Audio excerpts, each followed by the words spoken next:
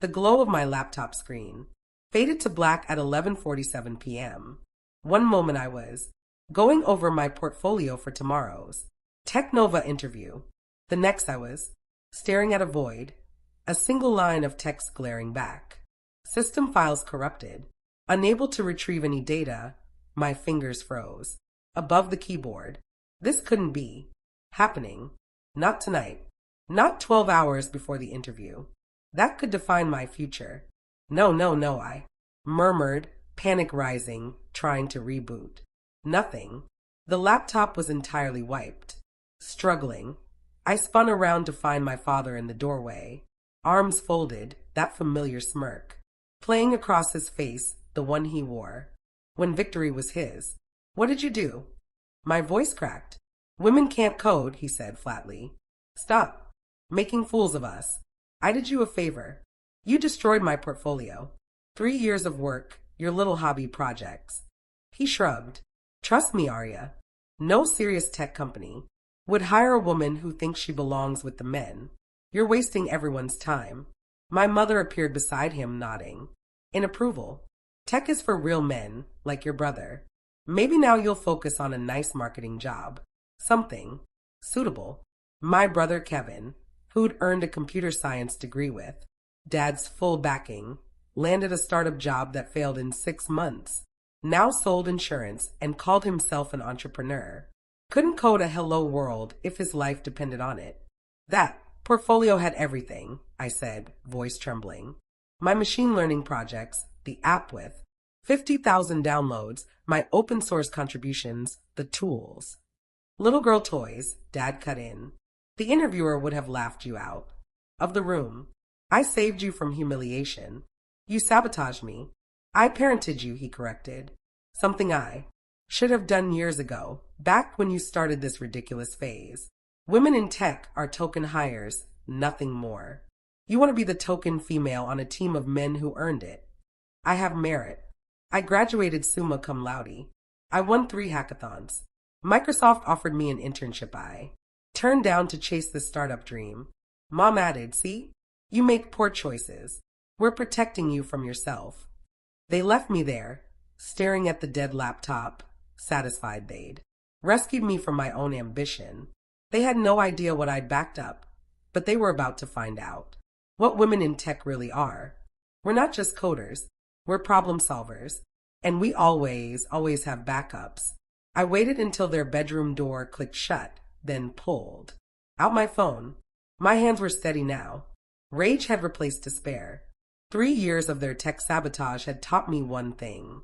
Never rely on a single point of failure. First, GitHub. Everything was intact. Every project, every commit, every line. They thought lost. Version controlled, time-stamped. Next, AWS.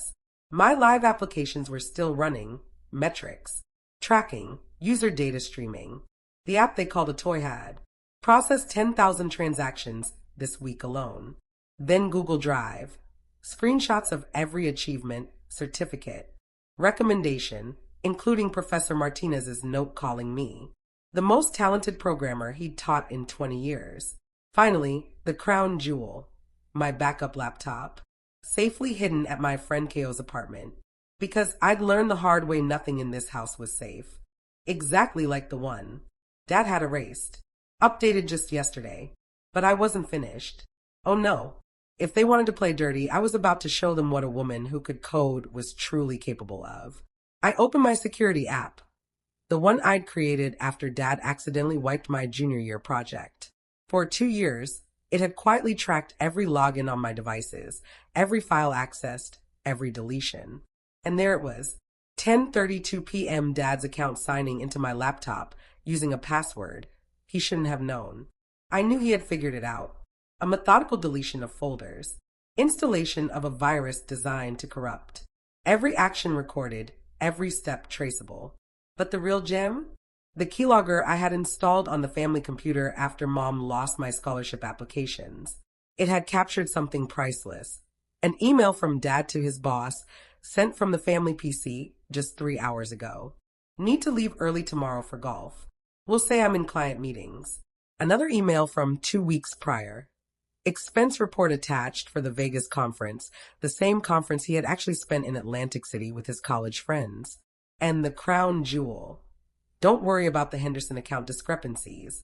I'll handle the auditor. I smiled. A real smile for the first time all night. What my parents didn't understand about coding wasn't just the technical side. It was the mindset. Debugging isn't only about correcting mistakes.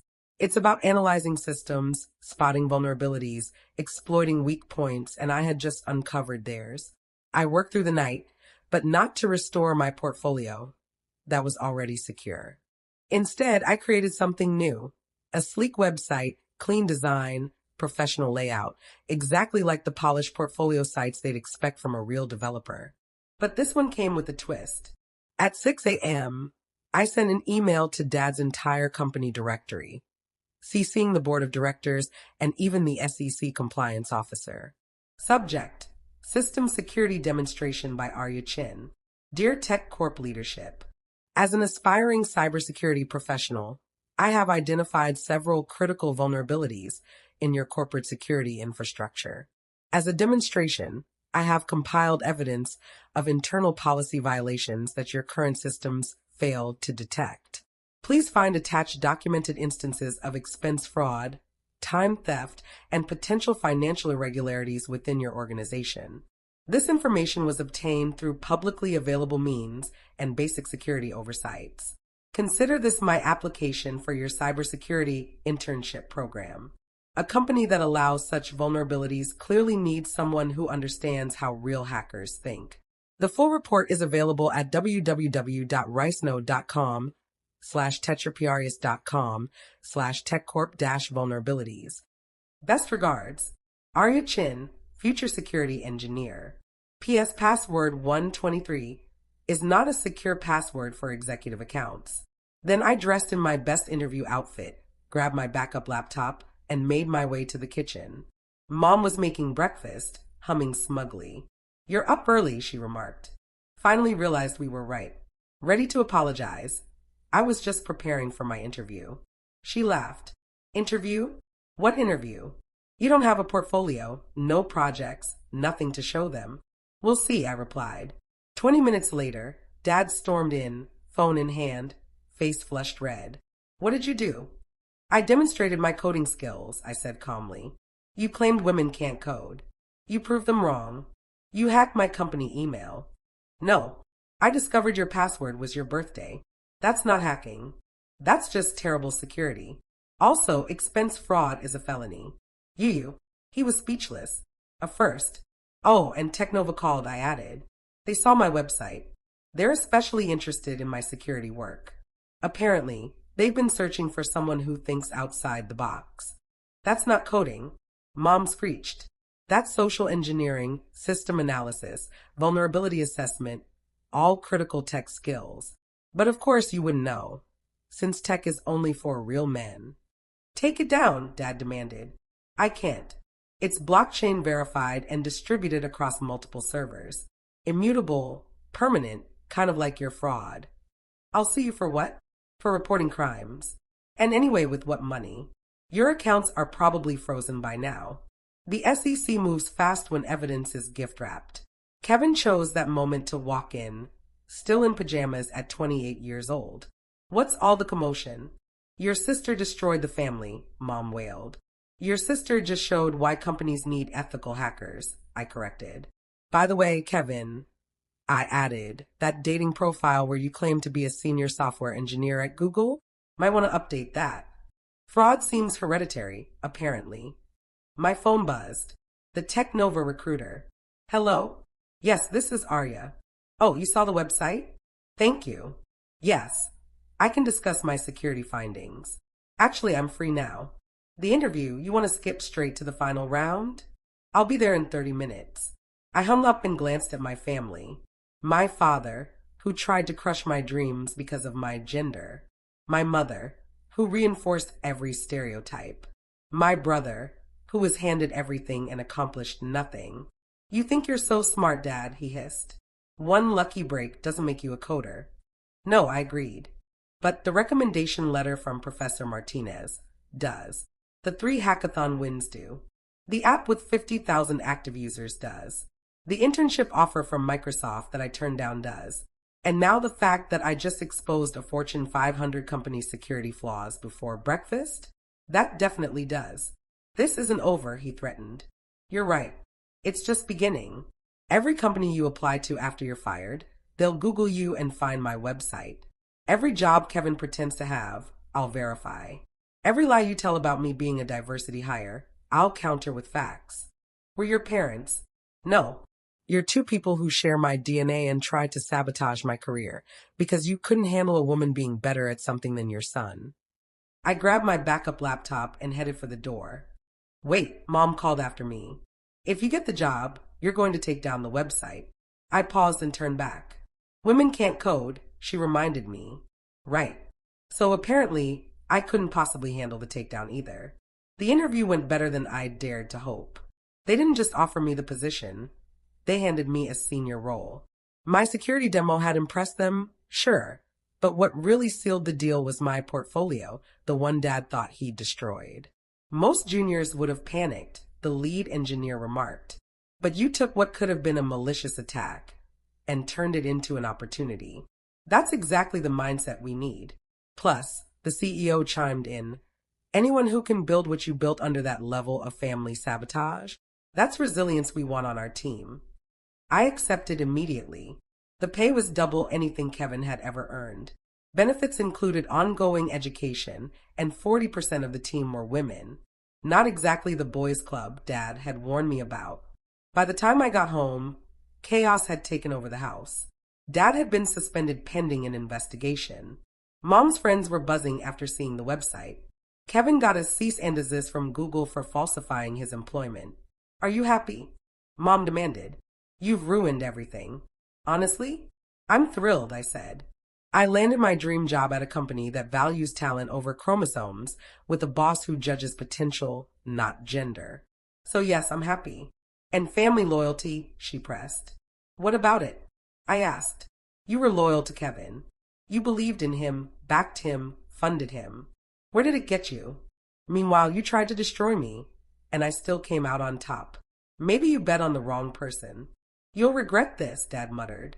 When you're alone with your computers and no family, I'd rather be alone with my computers than surrounded by people who think my gender defines my worth, I replied. That night, I packed my things. Not much. Most of what mattered was already at Cow's, another backup they'd never seen coming. As I left, Kevin blocked my path. How did you do it? The website, the security stuff. Can you teach me? I almost felt sorry for him. Almost. YouTube, I said. Stack Overflow. GitHub. Same resources anyone can access. The difference is but Dad says a lot of how many of them turned out to be true? I walked away, leaving him standing there, forced to reconsider everything. 6 months later, I was leading my own team at Technova. The project we launched had saved the company millions by preventing security breaches. My real portfolio had become a case study in resilience and digital self-defense. Dad was fired. The SEC investigation unearthed more fraud than even I had discovered. Mom had to get a job for the first time in her life. Kevin was finally taking real coding boot camps, learning the skills he'd only pretended to have. They tried to reach me once through my aunt. Family is family, she said. They're sorry. They're sorry they got caught. Not sorry they tried to ruin my career, I corrected. They learned their lesson. Have they? Do they now believe women can code?